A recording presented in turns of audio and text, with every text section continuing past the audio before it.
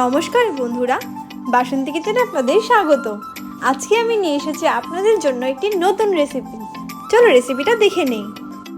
প্রথমে আমরা মিক্সিতে মগজ নিয়ে নিয়েছি, তারপর আদা দিয়ে 3টে কাঁচা লঙ্কা দিয়ে সামান্য জল দিয়ে এটার আমরা একটি স্মুথ পেস্ট বানিয়ে নেব।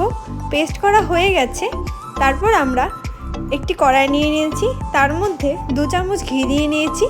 এখন এটাকে আমরা একটু নেড়েচেড়ে নেব। ঘিটা গরম হয়ে গেছে। এখন এর মধ্যে পনিরগুলো দিয়ে দিচ্ছি।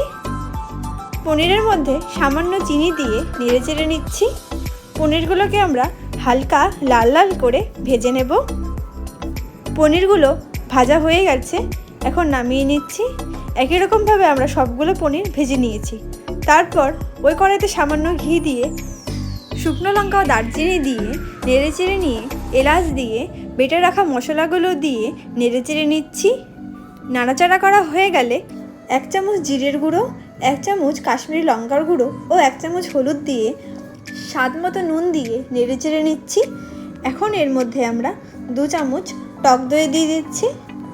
আবার এটাকে আমরা নেড়েচেড়ে নিচ্ছি। মশলা ও দইটাকে আমরা একসাথে ভালো করে কষিয়ে নেব। এখন এটাকে আমরা কিছুক্ষণের জন্য ঢেকে দেব। ঢাকনাটা সরিয়ে দিয়ে নেড়েচেড়ে নিচ্ছি। মশলাটা ভালো করে কষানো হয়ে গেছে। এখন এর মধ্যে দুধ দিয়ে দিচ্ছি।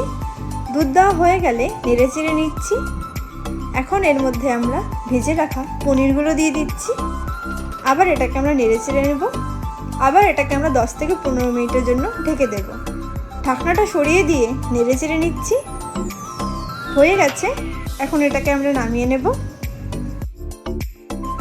শাহি পনির তৈরি। এভাবে বানিয়ে দেখবেন, খুবই ভালো লাগবে খেতে। রেসিপিটা ভালো লাগলে লাইক, শেয়ার ও কমেন্ট অবশ্যই করে দেবেন। ধন্যবাদ।